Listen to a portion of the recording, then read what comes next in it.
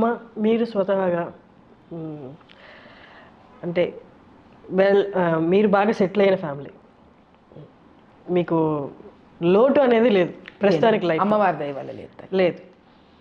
అంటే మీ పరిస్థితిలో ఉన్న వాళ్ళు ఎవరైనా ఓకే నాకు లోటు అనేది లేదు కాబట్టి నా జీవితం, నా ఫ్యామిలీ, నా కోరికలు ప్రపంచం చూడాలనో లేకపోతే ఏదో మీ ఇష్టం, మీకు సంబంధించిన వరకు, కానీ మీరు బయటకు వచ్చి యాగాలు చేస్తున్నారు, అది దేశం కోసం చేస్తున్నారు. నార్మల్గా ఎవరైనా అనుకుంటే అంత బాధను అనుభవించిన వాళ్ళు, బాధను దగ్గరగా చూసిన వాళ్ళు, అలాంటి వాళ్ళ లైఫ్లో కూడా అనుభవించిన వాళ్ళే ఇలాంటివి చేస్తారు. మీకు పర్సనల్గా మీ లైఫ్లో అలాంటివి ఏమీ లేవు, దేవుడి దయ వల్ల మీరు అన్నట్టు. ఆ బాధను అర్థం చేసుకొని బయటకు వచ్చి యాగం చేయడం ఒకటి, యజ్ఞం చేయడం ఒకటి. ఆ యజ్ఞం కూడా ఓల్డ్ సిటీలో చేశారు. అసలు అది నేను విన్నప్పుడు చాలా షాక్ అయ్యాను. యజ్ఞము ఓల్డ్ సిటీలో, అసలు ఏంటమ్మా అసలు అది? అంటే ఇక్కడ ఒక విచిత్రం ఏంటంటే తల్లి, వివాహము తర్వాత నేను ఇంత ఆర్థికంగా ఉన్నతమైన స్థానంలో ఉన్నాను, కానీ వివాహానికి ముందర మాది చాలా lower middle class Brahmin family అమ్మ మాది. నేను మా నాన్నగారు వారాలు చేసుకొని పెద్దవాళ్ళు అయ్యారు. మా నాన్నగారు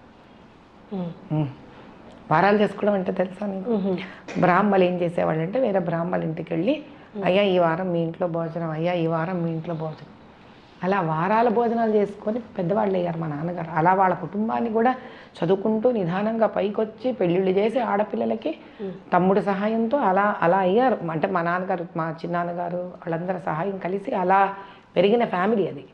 అక్కడి నుంచి నేను నేర్చుకున్నది ఏంటి, తల్లిదండ్రుల మీద ఆధారపడకుండా చిన్నతనం నుంచే నేను ఇంటర్మీడియట్ నుంచి టీచర్గా ఉద్యోగం చేస్తూ అట్లా చదువుకుంటూ మా నాన్నకి ఏదో విధంగా చేదోడు వాదోడుగా ఉండి ఆర్థికంగా కష్టపడకుండా, అలాని అక్కడ కాంప్రమైజ్ లేకుండా ధర్మబద్ధంగానే నేను నా జీవన విధానాన్ని అవలంబించి శాస్త్రోక్తంగా I used always wear and half sari during my intermediate, my graduation sorry. నేను ఎప్పుడు I have never crossed my traditional way of living till I got married. కాబట్టి కష్టాన్ని నేను చాలా దగ్గరగా చూశానమ్మా. ఒక 25 పైసాకు కూడా నేను 4-5 కిలోమీటర్లు ఎవ్రీడే నడిచేదాన్ని బస్సు టికెట్ సేవ్ చేయడానికి. బట్ డబ్బు వచ్చిన తర్వాత దాన్ని మరిచిపోలేదు నేను. I never forgotten my roots from where I have come from. రెండోది, ఈరోజు నేను ఓల్డ్ సిటీలో భారత భాగ్య సమృద్ధి యజ్ఞం చేయడానికి కారణం ఏంటి అని అంటే, నేను 25 ఏళ్ల పాటు నేను ఓల్డ్ సిటీ వ్యక్తినే. నా వివాహానికి ముందరే నేను సంతోష్ నగర్ కాలనీ, ఆకుత్పుర కాన్స్టిట్యున్సీ మనిషిని నేను. కానీ ఆ రోజుకి ఈ రోజుకి చాలా విచిత్రమైన విషయం ఏంటి అని అంటే, నేను 25 ఏళ్ళు అంటే ఇప్పటికీ ఒక కరెక్ట్గా 25 ఏళ్ల క్రితం, I'm almost reaching my 50s. ఆ రోజు ఓల్డ్ సిటీ ఎలా ఉంది అంటే, భాగ్యనగరం మీకు ఎలా ఉంది అనేది కనుక చూస్తే, మీకు ఒక్క చార్మినారో, కులీ కుతుబ్షాహి టూమ్సో, ఒక 4-5 స్పాట్లు తప్ప ఇటుపక్క క్యాపిటల్ సిటీకి, మీకు అటుపక్కనే క్యాపిటల్ సిటీకి చూస్తే నక్కకి నాగులోకం అంత తేడా ఉంది అభివృద్ధిలో. అసలు అన్యాయం అది, నిజంగా ఒక విధంగా చెప్పాలంటే అన్యాయం. పైపెచ్చు వాళ్ళకి చదువులు ఉండవు సరిగ్గా, వాళ్ళకు ఉద్యోగ అవకాశాలు ఉండవు, వాళ్ళకి స్కూళ్ళు ఉండవు సరిగ్గా, కాలేజెస్ ఉండవు సరిగ్గా, నథింగ్, హెల్త్ ఫెసిలిటీస్ ఉండవు సరిగ్గా, బేసిక్ హైజీన్ ఉండదమ్మా వాళ్ళకి. మిమ్మల్ని ఒక ప్రశ్న వేస్తాను, చెప్పండి. రోజు కూలీలకు వెళుతున్న వాళ్ళకి మీరు చెత్త ఎత్తడానికి 100 రూపాయలు అడిగితే, వాడు 30 రోజుల తర్వాత వాడి జోబులో 100 రూపాయలు చెత్తకే ఇవ్వగలిగితే, వాడు ఆ 100 రూపాయలు పెట్టి ఆ రోజు బియ్యం తెచ్చుకోడా తల్లి? అలాంటి ఎన్ని కాపురాలు ఉంటాయి తెలుసా మీకు ఓల్డ్ సిటీలో. కానీ అమ్మ మీరు చేస్తున్నది, కానీ మిమ్మల్ని వాళ్ళు చూసి స్వాగతిస్తారా? అక్కడంతా రిలీజియన్ బేస్డ్ బిలీఫ్స్ ఎక్కువ ఉంటాయి కాబట్టి మిమ్మల్ని చూస్తూ మీరు మంచి చేయడానికి వచ్చినా వాళ్ళు దాన్ని స్వాగతిస్తారా? అమ్మ స్థానం తీసుకున్నాక పిల్లలు తినను మొరాయిస్తారని అన్నం పెట్టడం మానేస్తుందా అమ్మ? వా, నాకేం నేర్పించింది నా రిలీజియన్? సహనం నేర్పించింది, మాతృత్వం నేర్పించింది. అందుకే కదా భరతమాత, మాతృభాష, మాతృదేవో భవ. నా పిల్లలు నాకు మాతృత్వాన్ని వరంగా ఇచ్చారు, సహనంతో ఒక తల్లి నిలబడాలి అని నేర్పించారు ప్రయాణంలో. ఏదో ఒక కొలికి వాళ్ళు వచ్చారు అన్న నమ్మకం నాకు వచ్చాక ఈ ఓపికని, సహనాన్ని, ధర్మాన్ని, ధర్మ పరిపాలన ప్రజలలోకి ఇవ్వాలి అన్న ఒక ఉద్రిక్తమైన కోరికతోటి ఒక మహాయాగం రూపంలో దేశ అభివృద్ధి కోరుకుంటూ, అక్కడ ప్రజల అభివృద్ధి కూడా కోరుకుంటూ అక్కడికి వెళ్ళాను. ఎందుకు? వాళ్ళ గురించి ఎవరికీ పట్టలేదు కాబట్టి. మీరు అక్కడ పెరిగారు కాబట్టి మీరు ఆలోచించగలిగారు ఇవన్నీ. అక్కడ పెరిగాను కాబట్టి దాని వాస్తవికత నాకు ఈ రోజుకి అలా ఉండడం అనేది ఆశ్చర్యం వేసింది. ఇన్ని మాల్స్ ఇక్కడ ఇంత విచిత్రంగా మారిపోవడం ఏంటి, ఆ ప్రాంతం ఇంకా అలాగే ఉండడం ఏంటి? అయినా వాళ్ళ భక్తి అపారం, వాళ్ళ నమ్మకం అపారం, వాళ్ళ శక్తి అపారం. ఈ రోజుకి వాళ్ళు ఎదురు చూస్తున్న అమాయకత్వం అపారం. వాళ్ళు ఈ రోజుకి మారుతుంది, ఈ రోజుకి ఒలిచిటి ఏదో ఒక రోజు బాగవుతుంది. ఏమిటమ్మా అసలు హైందవులను మీరు వెళ్ళి చూస్తే కనుక చాలా హృదయ విదారకంగా ఉంటుంది. అయినా అంత భక్తే. మీకు అసలు రామజన్మభూమి అంటే ఫస్ట్ అక్కడి నుంచి చాలామంది వాళ్ళ తరలి వెళ్తారు. ఆలోచించుకోరు ఒక్క నిమిషం, ఎవ్వరు ఆలోచించుకోరు. అక్కడ ప్రతి ఒక్కడు ఒక యోధుడే అక్కడ, ఇంకా ఒక ఆశాజీవే అక్కడ. కానీ వాళ్ళకి చదువులు లేవు, ఉద్యోగాలు గొప్పగా లేవు, వాళ్ళ జీవన విధానాలు చాలా బీదరికంతో కూడి ఉంటాయి. ఎందుకు అమ్మవారు అంతటి సంకల్పం ఇచ్చిందా అంత దూరం వెళ్ళి అంత కష్టంగా? ఏమిటా ఓల్డ్ సిటీ అని నేను లోపల మీరు ఎలా బాహ్యంగా ప్రశ్నించుకున్నారో నేను మనసులో ప్రశ్నించుకున్నానమ్మా. అయినా అక్కడ వెళ్ళమంటాను, అక్కడ చేయమంటాను అంటే నాకున్న విధి విధానం నేను అలా మాట్లాడుకుంటుంటాను కాబట్టి. అక్కడ వెళ్ళి 45 రోజుల పాటు కూర్చున్నాక కానీ తెలీదు ఆవిడ ఇక్కడి నుంచి ఇంతమందిని ఆశీర్వదించడానికి ఇంతమందికి డబ్బులున్న వాళ్ళనే దగ్గర తీసుకుంటారు అని అంటారు. ఎంత విరుద్ధం కాదా తల్లి ఇది? ఆ అమ్మవారు నాకు ఇంత సంకల్పం ఇవ్వడం, నన్ను మొండిగా తీసుకెళ్ళి అక్కడ చేయించుకోవడం కూడా ఆవిడ ఉంది అనే ఉనికి కాదా? She exist. అదే పర్టికులర్గా చెయ్యి అని అమ్మగారు మీకు చెప్పడం అనేది, అంటే ఇదే నాకు కరెక్ట్గా ఇదే చేయమంటున్నారని మీకు ఎలా తెలుస్తుందమ్మా? అంటే ఏమవుతుందంటే తల్లి, ప్రతి ఒక్కళ్ళకి ఒక కాన్షియస్ ఉంటుంది. Like there is inner voice. మనందరికీ ఉంటుంది ఆ ఇన్నర్ వాయిస్. ఎన్నోసార్లు ధర్మపరంగా నేను చిన్నప్పటి నుంచి వింటూ కథలు వింటూ రావడంలో నేను తెలుసుకున్నది ఏమిటి అంటే, మనలో బ్రహ్మం ఉంటుంది. అందరిలో అహం బ్రహ్మస్మి అంటాం. అంటే ఏంటి? దేవుడు మనలో, ఆదిశంకరాచార్యులు వారు కూడా అదే అన్నారు. ఆయన ఎప్పుడైతే ఆయన ఎదురుగుండా ఇదేంటంటే మాంసం చేసేవాళ్ళు వాళ్ళు అది ఎదురు పడినప్పుడు ఆయన ఏమంటాడు అని అంటే, పక్కకు జరుగు అన్నప్పుడు ఆయన అడిగే ప్రశ్న ఏంటి? ఎదుటిన్న వ్యక్తి, నువ్వు ఎవరిని పక్కకు జరగమంటున్నావు? నన్నా నాలో ఉన్న పరమాత్మనా అని అడుగుతాడు ఆయన. అసలు ఆ ప్రశ్న అడిగాడంటేనే ఆయన చిన్నవాడు కాదు అక్కడ. అదే ఆదిశంకరాచార్యులు అప్పుడు అంటారు, ఒక వ్యక్తి కులం చేతనో జాతి చేతనో చిన్న పెద్ద అవ్వరు.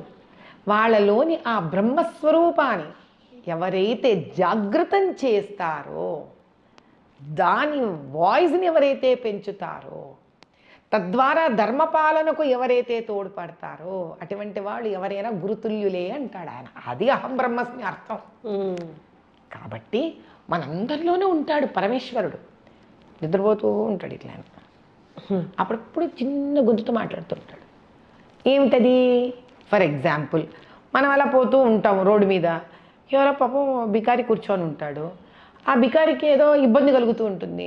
మనం చేద్దాం చేద్దాం చేద్దాం చేద్దాం అనేప్పుడు మన బండో మన కారో మన స్కూటర్ ముందుకు వెళ్ళిపోయి ఉంటుంది. రేపు చూద్దాంలే. ఆ చేద్దాం అనుకున్నది బ్రహ్మవాక్కు. ఆ బ్రహ్మం, that is the sound of a Brahmam. దాన్ని మనం బతకనివ్వాలి, దాన్ని మనం పెంపొందించాలి. That's the process I have done. అది అమ్మవారు అవ్వచ్చు, వేరే వాళ్ళకి అది కాకపోవచ్చు. నేను దానికి అమ్మవారు అనే రూపాన్ని ఎందుకు పెట్టుకున్నాను? అది మంచే కోరుకుంటోంది కాబట్టి అంతే. నేను మనిషినమ్మా, నేను పాపాత్మురాలను అయి ఉండొచ్చు. మంచి కోరుకొని ఆత్మ పాపం చేయట్లేదు కదా, బేసిక్గా వెరీ క్లియర్ లాంగ్వేజ్. కాబట్టి అది అమ్మవారి స్వరూపంగా. ఎందుకు? నా హీరోయిన్ అమ్మవారు కాబట్టి, పరమేశ్వరుడు నా హీరో కాబట్టి. సో ఆల్టర్ చేసుకుంటుంటాను. ఒకసారి శివుడు అన్నా అనుకుంటాను, ఒకసారి అమ్మవారు అనింది అనుకుంటాను. అలా అనడం వల్ల నాకు ఏమిటి అంటే, ఒక మంచి మాట వింటున్నాను నేను కదా. ఆశ్చర్యపోవట్లేదా? ఏమిటమ్మా సీతారాం బాగు ఓల్డ్ సిటీకి వెళ్ళి అక్కడ మంగళహాట్లు అక్కడ పోయి చేశారు మీరు అని మీరు ఆశ్చర్యపోవట్లేదు. అంటే దాని అర్థం ఏంటి? ఎవరు చేయనిది అంతమంది హైందవుల కోసము, దేశం కోసము, దేశ సమృద్ధి కోసము ఏండ్ల తరబడి జరగని ఒక మహాయాగాన్ని నిస్వార్థంగా పోయి అక్కడ చెయ్యడం అనేది ఇంత ఆశ్చర్యకరమైతే అది మంచి పని అయి ఉంటుంది కదా ఖచ్చితంగా. అటువంటి ఆలోచన నాకు రావడం అంటే అది భగవత్ సంకల్పమే కదా. I'm happy. మీకు వ్యతిరేకతలు ఏం రాలేదా అక్కడ? అంటే నేను కొంచెం ఒక స్ట్రాంగ్ యాటిట్యూడ్ పర్సనాలిటీ అమ్మా. నేను ఒక్కసారి నిర్ణయం తీసుకున్న తర్వాత అవేవి నాకు ఆనవు, నన్ను అంటవు, నన్ను ముట్టవు. వచ్చినాయి, చాలా వచ్చాయి. వ్యతిరేకత అంత పెద్ద స్వరూపాన్ని దానికి నేను ఇవ్వలే. ఫస్ట్ దాన్ని నేను కన్సిడర్ కూడా చేయలేదు. నువ్వు ఉన్నావు, నువ్వు ఉండాలంటే నువ్వు అంటే వ్యతిరేకత. వ్యతిరేకత అనేది ఒకటి ఉంటుంది, లేనిది ఎవరికి ఉంది? ఇప్పుడు మీ జీవితంలో చదువుకోవడం దగ్గర వ్యతిరేకత వస్తుంది. ఏదో ఒక అనారోగ్యం వచ్చొచ్చు, టీచర్ రావచ్చు, రాకపోవచ్చు, కరెంటు ఉండొచ్చు, కరెంటు పోవచ్చు. అలానే మనం ఆపేస్తామేంటి మన జీవితం? మనం సినిమాకి వెళ్ళాలని నిర్ణయించుకుంటాం తల్లి. ఆ పిచ్చగా ఇంట్రెస్ట్ ఉంటుంది మనకి. ఆ రోజు టికెట్ అన్నా దొరకదు, లైన్లో అన్నా ఉండదు, ఆటో అన్నా రాదు, క్యాబ్ అన్నా బుక్ అవ్వదు. అంతైనా మనం వెళ్ళి బ్లాక్లో అయినా నిలబడి నిలబడి నిలబడి కావాలి కావాలి కావాలి కావాలి కూడా ఎవడో టికెట్ ఇచ్చిపోతాడు మనకి. ఎందుకు లేవు వ్యతిరేకతలు అక్కడ? ఎక్కడ లేవు వ్యతిరేకతలు? మనం చెయ్యాలనుకున్నామా లేదా అనేది ముఖ్యం. ఎగ్జాక్ట్లీ. చూస్తున్న వాళ్ళందరికీ అమ్మ ఇప్పుడు ఒక డౌట్ వచ్చి ఉంటుంది, నాకు తెలుసు బట్ నేను అడుగుతున్నాను. వీరికే స్వతహాగా డబ్బు ఉంది కదా, యజ్ఞాలు యాగాలు ఎందుకు? ఆ డబ్బుతోనే సహాయం చేయొచ్చు కదా అని అనుకుంటా. కానీ మీకు ఒక చారిటబుల్ ట్రస్ట్ ఉంది, మీరు ఆల్రెడీ చేస్తున్నారు. దాని గురించి ఒకసారి చెప్పండి. లోపాముద్ర చారిటబుల్ ట్రస్ట్ ప్రప్రథమంగా నేను మొదలుపెట్టిన చారిటబుల్ ట్రస్ట్. మా పెద్దమ్మాయి పేరే లోపాముద్ర. యాక్చువల్లీ నాకు మా అమ్మాయిని కడుపుతో ఉన్నప్పుడు, ఆ తర్వాత కనిన తర్వాత నాకు మామూలుగానే పిల్లలంటే విపరీతంగా ఇష్టం. నాకు మా వారికి చాలా ఇష్టం. అందుకే 3 పిల్లలు మాకు.